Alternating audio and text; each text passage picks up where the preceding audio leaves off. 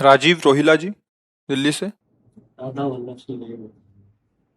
गुरुजी, मेरे मन में बहुत भाव उठते हैं कि मैं खूब दान पुण्य और गरीबों की सेवा करूं, लेकिन मेरी स्थिति इतनी अच्छी नहीं है मैं कुछ सेवा कर सकूं। हाँ, सेवा करना उतना महत्वपूर्ण है जितना भाव उठना महत्वपूर्ण है।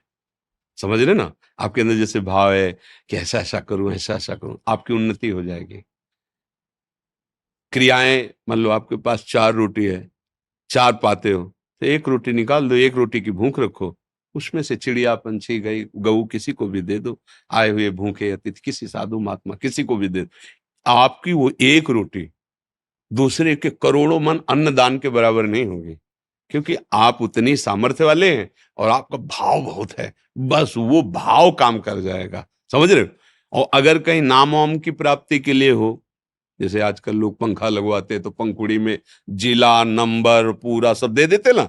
एक पंखा लगाया और पूरा नाम और पूरा मतलब पूरा पता उसी में लिखा हुआ है।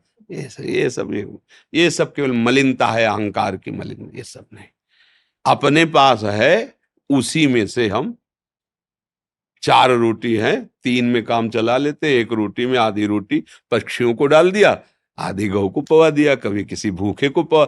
ज्यादा कोई ऐसा अवसर है तो आज हम उपवास कर लेते, 4 रोटी किसी को पवा देते। इससे बड़ा कोई दान नहीं। ध्यान रखना। एक बार एक मुदगल नाम के ऋषि थे, वो सीलोंच वृत्ति से जीते थे। सीलोंच कहते हैं, ये शास्त्रीय शब्द है। जैसे किसान अपनी फसल काट ले जाता है, फिर जो बालियां और दाने पड़े रहते हैं उसे सीला कहते हैं, सील। और बाजार में जहां अन्न बेचा जाता है वहां से सब उठ गया, अब जो दाने पड़े रहते हैं उसे उंच कहते हैं। सील और उंच, इन दोनों वृत्ति से वो अन्न इकट्ठा करते थे। तो बड़ी मेहनत के बाद मान लो 15 किलो लगभग हुआ, इससे ज्यादा नहीं, क्योंकि किसान तो सब अपना ले गया। अब जो एक बाली एक दाना ऐसे पड़ा खेतों में वो बिन लिया, बाजार उठ गई, जो दाना पड़ा है वो बिन लिया, और उसको भुनवा लेते थे और उसका बस सतुआ बना लेते थे और उसी से जीवन काटते थे। रात दिन भजन तपस्या और उसी को पाते थे। पर उनका ये नियम था, अगर उनके पास कोई आ गया तो भूखा नहीं जाने देते थे। अब एकांत जंगल में रहते थे, ऐसे कोई जल्दी आता ही नहीं था।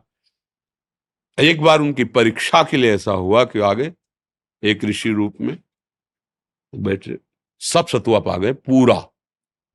उन्होंने एक बार भी नहीं रोका कि मेरा क्या होगा। स- और पानी पिया, मुंह पूछा, चल दिए।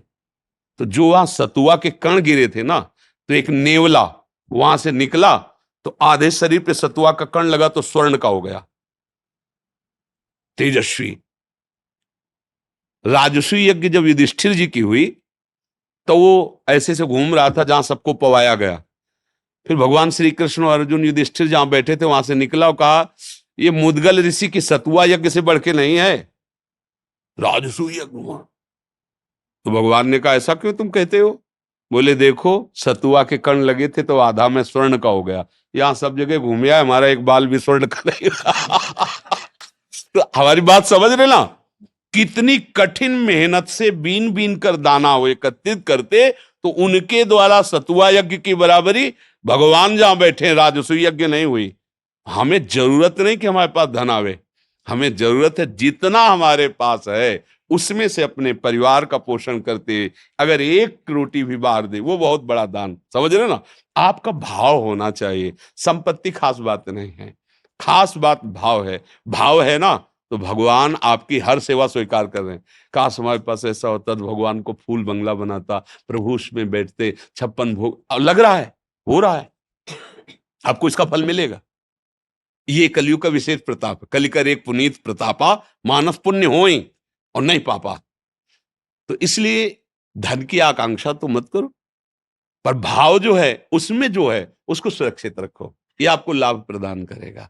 और ये मत रखो कि ये गरीब है, मुझे, मैं बड़ा हूं इसलिए दे रहा हूं। नहीं नहीं, मुझे भगवान इस रूप में आके सेवा का सौभाग्य दे रहे हैं, ऐसा भाव।